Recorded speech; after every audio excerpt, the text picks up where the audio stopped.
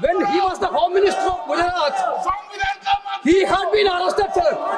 Whether he took the morality of that point of time, ये विषय नहीं है, whether he took the morality of that point of time. गृह मंत्री जी, अब मुझे सुनो जरा, मुझे सुनो गृह मंत्री जी, मुझे सुनो ना, पहले बैठ जाओ इस सभा के 21 सदस्य और उपसभापति द्वारा नाम निर्दिष्ट करने वाले, और जब तक मैं कोर्ट से निर्देश नहीं हुआ कोई संविधान को मैंने स्वीकार नहीं किया। ये क्या सिखाते हैं नैतिकता में? मैं तो इस्तीफा देकर गया था और मैं तो चाहता हूँ कि ये नैतिकता के मूल्य बढ़े।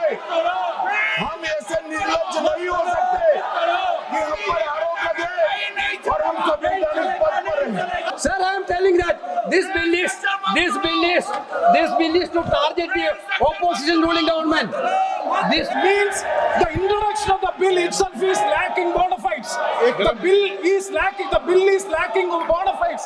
That is why I would like to say that this is with a malafide intention to destabilize the opposition ruled states in various parts of the country. Number one. एक मिनट माननीय अध्यक्ष जी, प्रेमचंद्रन जी कह रहे हैं कि जल्दबाजी में लाया गया। इसका सवाल इसलिए नहीं उठता कि मैं इस बिल को संयुक्त समिति को सौंपने की दरखास्त करने वाला हूं। इस पर संयुक्त समिति जो राज्यसभा और लोकसभा पक्ष और विपक्ष सभी सांसदों की बनेगी, जो इस पर विचार करेगी और आपके सामने लेकर आएगी।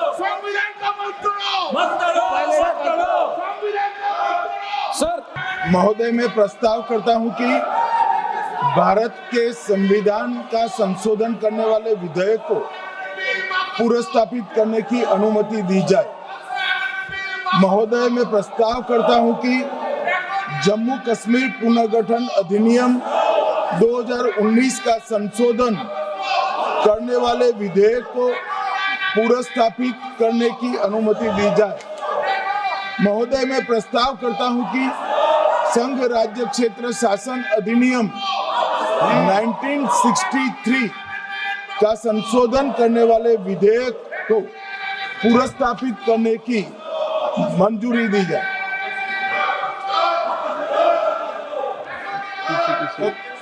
Sir, this violates principle of separation of powers, due process, undermines the right of the people to elect a government. Sir, it gives executive agencies a free run to become judge and jury and executioner based on flimsy allegations, suspicions, sir. So only when an offence is proved beyond reasonable doubt, then only you can leave the post and the membership. But here a mere accusation, allegation, the punishment of losing one ministerial post will follow. Sir, parliament democracy's chief ministers and ministers can only be removed through true means. First, executive prime minister can recommend their removal if the council of ministers lose confidence of the legislature. Now this bill would empower the unelected executive bureaucracy to play the role of legislature. Sir, it undermines representative parliament democracy. This amendment would leave the minister and CM at the mercy of executive agencies.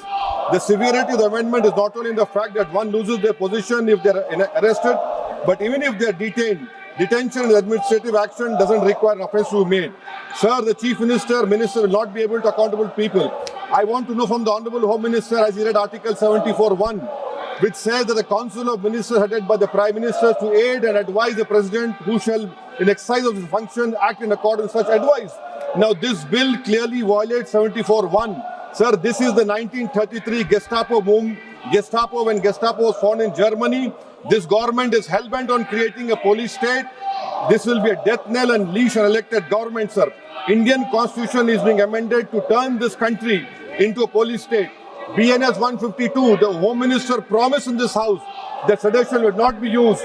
Section 316, Section 9 of BNS, PMLA Section 4, all these can be used to destabilize an elected government, sir. That is why I oppose the introduction of all these three bills.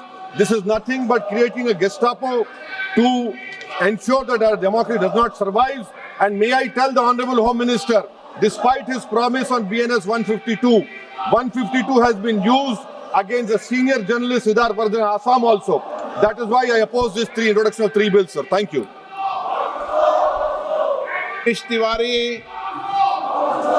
Speaker, sir, I rise to oppose the introduction of these three bills under Rule 70(1) of the Rules of Procedure and Conduct of Business in the Lok Sabha. This bill is squarely destructive of the basic structure of the Constitution. अध्यक्ष महोदय, भारत का संविधान का जो मूलभूत ढांचा है वो ये कहता है कि कानून का राज होना चाहिए. There should be rule of law. और उस rule of law, कानून के राज की बुनियाद है कि आप बेगुनाह हैं जब तक आपका गुनाह साबित नहीं किया जाता. You are innocent until proven guilty. This bill stands that fundamental maxim of jurisprudence on its head. It makes an investigating officer the boss of the Prime Minister of India. The second ground on which I oppose this bill, it violates Article 21, the due process clause. FIR, arrest, charge sheet, and even framing of charge does not in any manner substantiate guilt. In fact, you plead not guilty only after charges are framed against you. This bill turns the fundamental jurisprudence of Article 21 on its head. Number 3, it distorts parliamentary democracy, which is again basic structure, by displacing will of the people through mere custody, bereft of judicial determination. अध्यक्ष जी, ये बहुत ही संवेदनशील विधेयक है. मेरे 2 बिंदु और हैं, मुझे कृपया. चौथा, on the fourth ground is it opens. Please, माननीय सदस्य, आप नियम 72 के तहत विरोध कर रहे हैं. अध्यक्ष जी, बिल्कुल. जब कभी बिल आपका सदन में आए, जब आप डिटेल में चर्चा करते हैं. अध्यक्ष जी, अभी नियम 72 के विरोध के बाद सारांश बोलने की परमिशन दिए. जो रूल 72 है वो 2 चीज कहता है.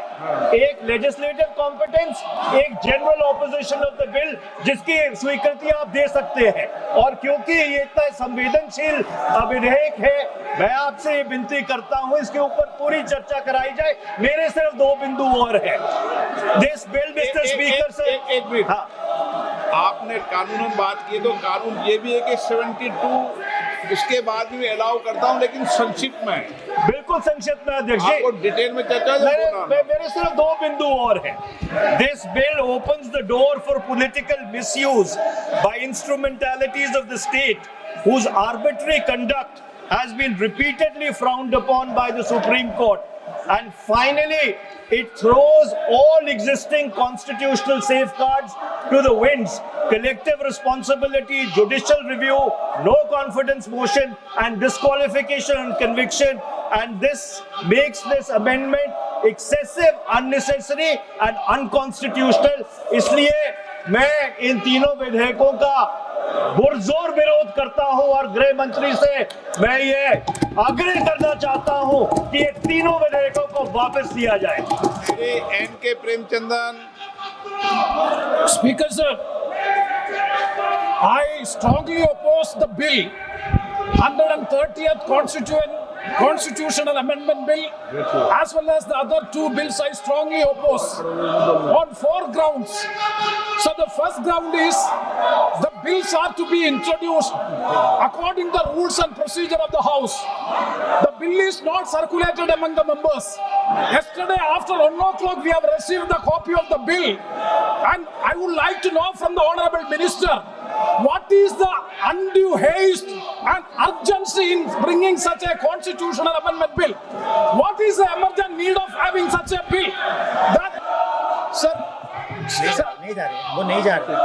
I do agree with the Honourable Minister, but at the same time, the members are having the right to oppose the bill at the time of introduction.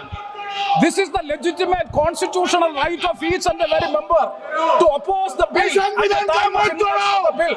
That is being contained. That is the problem which I am trying to say. And the second one is that is disqualification. Shri Venugopal. Sir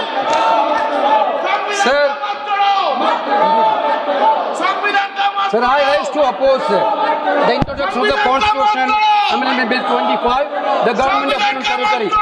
Sir, this bill is to sabotage the federal system of this country. This bill is to sabotage the basic principle of the Constitution of this country. Sir, BJP people are telling this bill is to bring morality in politics. Can I ask a question to the Honorable Home Minister? When he was the Home Minister of Gujarat, he had been arrested, sir. Whether he took the morality of that point of time. गृहमंत्री जी, अब मुझे सुनो जरा, मुझे सुनो, गृहमंत्री जी, मुझे सुनो ना, पहले बैठ जाओ, गृहमंत्री जी, माननीय अध्यक्ष जी, मैं रिकॉर्ड क्लियर करना चाहता हूं, मुझ पर झूठे आरोप लगाए तब अरेस्ट होने के पहले मैंने नैतिकता के मूल्यों का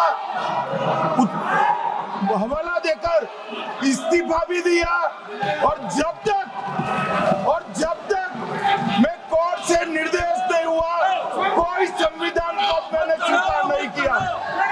ये क्या सिखाते हैं नैतिकता में? मैं तो इस्तीफा देकर गया था और मैं तो चाहता हूँ कि ये नैतिकता के मूल्य बढ़े। हम ऐसे निर्लज्ज नहीं हो सकते कि हम पर आरोप लगे और हम संवैधानिक पद पर रहें। अरेस्ट के पहले मैंने इस्तीफा दिया है।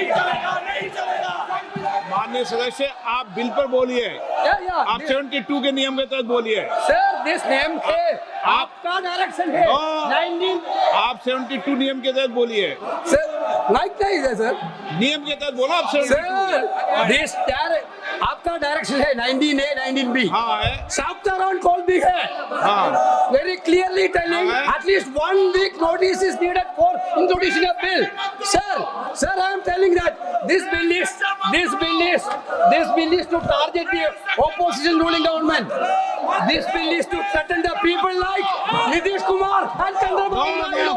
This bill is to blackmail. Sir, out of. Sir, my point one. आप माननीय सदस्य, आप 9 चलिए।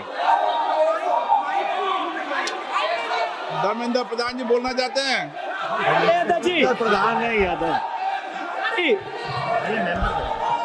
आपके मेंबरों को बिठाओ।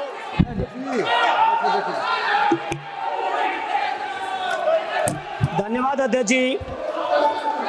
मैं ये जो तीनों विधेयक आए हैं, संविधान का 130वां संशोधन विधेयक 2025, 1 मिनट, संघ राज्य विधेयक, देश देख रहा है आपको, संघ राज्य शासन विधेयक 2025, जम्मू कश्मीर पुनर्गठन विधेयक 2025, इन तीनों का माननीय अध्यक्ष जी अपनी पार्टी, अपने नेता आदरणीय अखिलेश जी की ओर से पुरजोर विरोध करता हूं।